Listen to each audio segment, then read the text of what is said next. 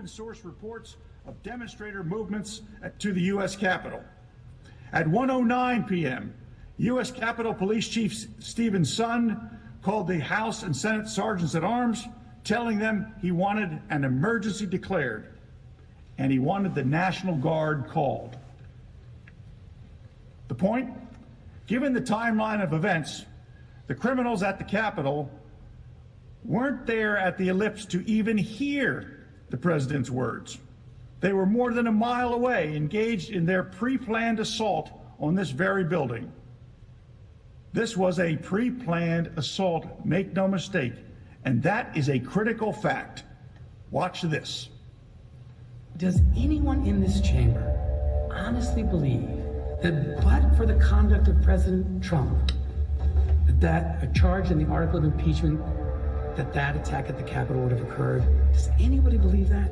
It was not some sort of spontaneous decision by a bunch of, quote, protesters to go up to Capitol Hill and storm Capitol Hill. This was all planned out. How much of it was planned? How much of this was strategized ahead of time? They're getting indications, some evidence that they've seen that indicates that there was some level of planning. There appears to be premeditation. FBI internal report the day before the siege, warning of a violent war at the Capitol. The FBI issued a warning of a, quote, war at the Capitol. The FBI warned law enforcement agencies about this specific attack. Be ready to fight. Congress needs to hear glass breaking, doors being kicked in. We developed some intelligence that a number of individuals were planning to travel to the D.C. area with intentions to cause violence. We immediately shared that information. And they pushed out that information through this JTTF structure. It was immediately disseminated through a written product and briefed through our command post operations to all levels of law enforcement. The FBI says 2 pipe bombs discovered near the Capitol on January 6th were placed there the night before. New video appears to show a person suspected of planting pipe bombs near the U.S. Capitol the night before. The FBI now says the bombs were planted the night before the Capitol siege between 7:30 and 8:30 p.m. They were planted the day before. All goes to the idea of premeditation and coordination among individuals. This was a planned assault as if going after a castle. So to answer the question of the House manager, does anybody believe that this would have occurred but for the speech from Donald Trump? I do.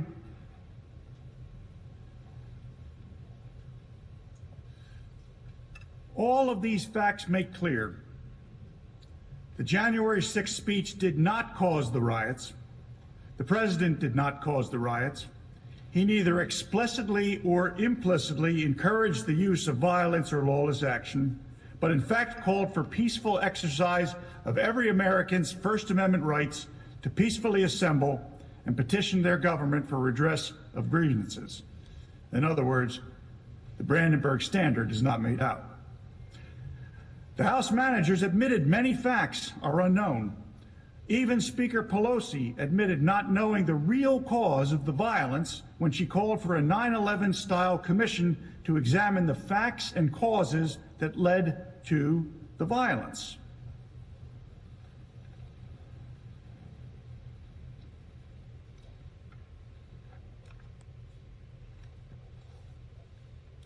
On the screen is Speaker Pelosi's call for the 9/11 Commission.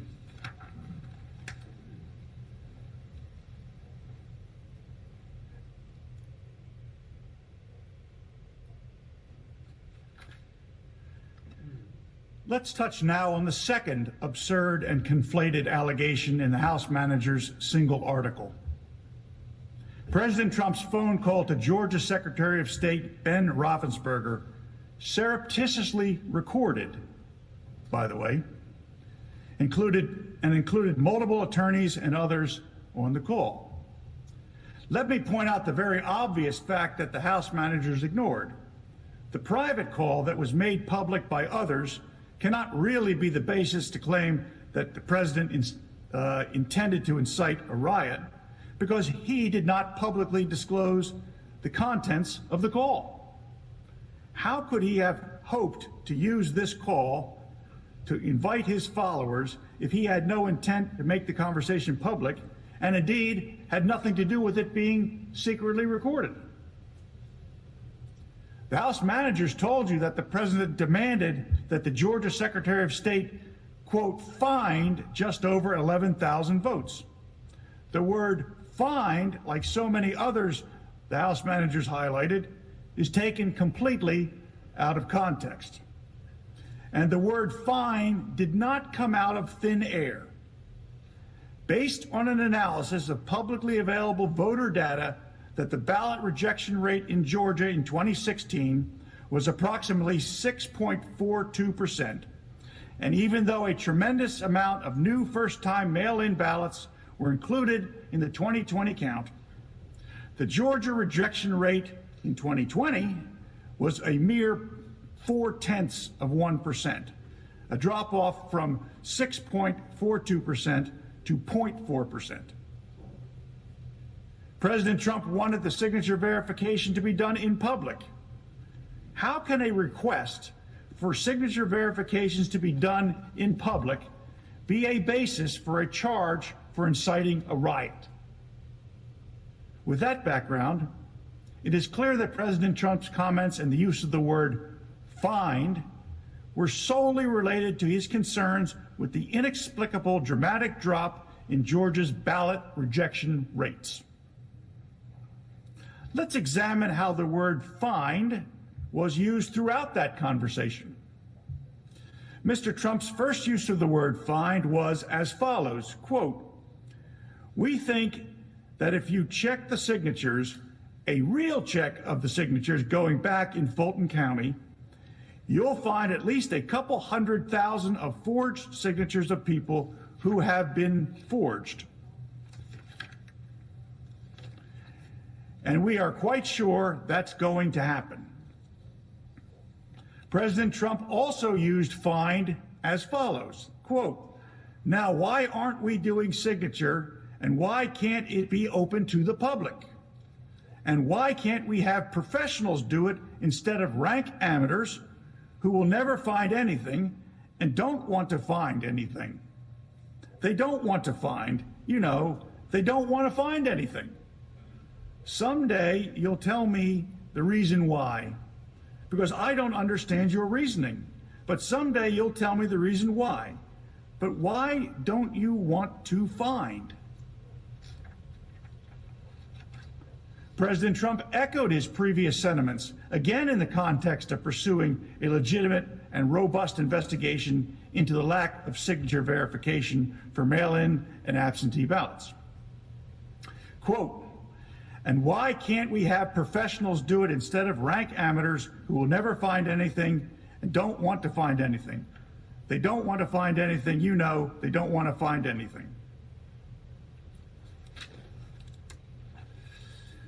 They don't want to find, they don't want to find anything. Someday you'll tell me why, because I don't understand your reasoning, but someday you'll tell me why. But why don't you want to find? We can go through signature verification and we'll find hundreds of thousands of signatures, and you can let us do it. And the only way you can do it, as you know, is to go to the past. But you didn't do that in Cobb County. You just looked at one page compared to another. The only way you could do a signature verification is to go from one that signed it on November whatever, recently, and compare it to 2 years ago, 4 years ago, 6 years ago, or even one. And you'll find that you have many different signatures. But in Fulton, where they dumped ballots, you will find that you have many that aren't even signed and that you have many forgeries. End quote. Mr. Trump continued to use the word find throughout the conversation. Each and every other time in the context of his request that Mr. Raffensperger undertake a review of signature verifications and his concerns generally with ballot integrity and his reported electoral deficit, here are a few examples. Quote, but why wouldn't you want to find the right answer, Brad? Instead of keep saying that the numbers are right, because those numbers are so wrong. Another example, quote, "We think that if you check the signatures, a real check of the signatures going back in Fulton County, you'll find at least a couple 100,000 of forged signatures of people who have been forged. And we are quite sure that's going to happen," end quote. Moreover, there was nothing untoward with President Trump, or any other candidate for that matter, speaking with the lead elections officer of a state. That's why the Georgia Secretary of State took a call along with members of his team, one of whom decided to record it and release it to the press. The only reason this conversation is being discussed in this chamber is because, once again, the media and their Democratic allies distorted the true conversation to mislead you and the American public. So we have a complete lack of evidence for the article of impeachment presented by the House managers. So why are we here? Politics. Their goal is to eliminate a political opponent, to substitute their judgment for the will of the voters. Why bother with a Senate trial of Donald Trump? He's no longer president. He'll be out of office anyway. Is it to keep him from ever running again? Make sure he can never run for office again. Keep him from running for office again. Donald Trump would not be able to run for office again. Barring him from running for office again. Disqualified from running for office. Disqualify him from ever running from office again. Disqualified from running for office again. It's about focusing that he can never run again. Remove him from ever running for office again. Never be able to run for office again. To ban former President Trump from running again. If we don't impeach this president, he will get reelected.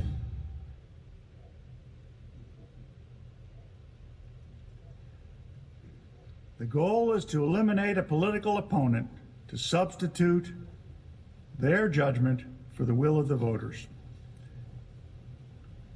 Members of the Senate, our country needs to get back to work. I know that you know that. But instead, we are here. The majority party promised to unify and deliver more COVID relief. But instead, they did this.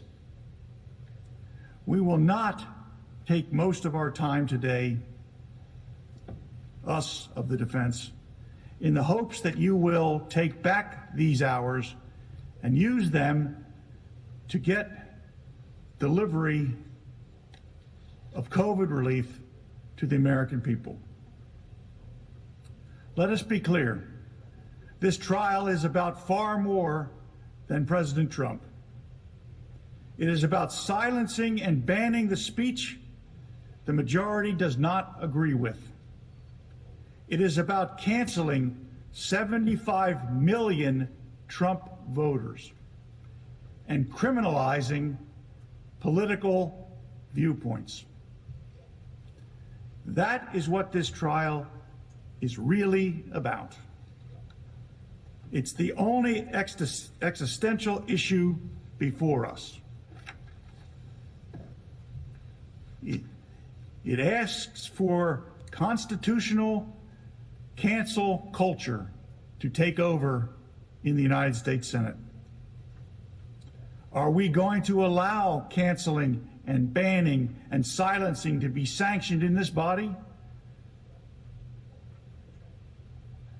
To the Democrats who view this as a moment of opportunity, I urge you instead to look to the principles of free expression and free speech.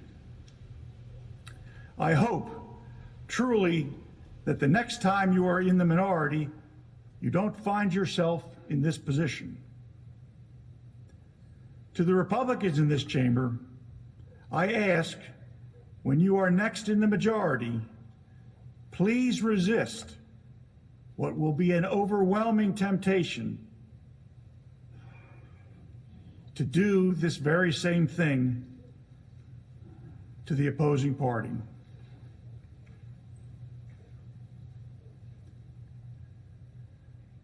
Members of the Senate, This concludes the formal defense of the 45th President of the United States to the impeachment article filed by the House of Representatives.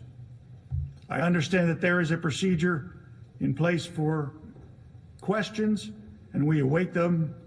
Thereafter, we will close on behalf of President Trump. Mr. President, we yield the balance. And I ask unanimous consent. We take a 15-minute recess. Without objection, the Senate will stand in recess.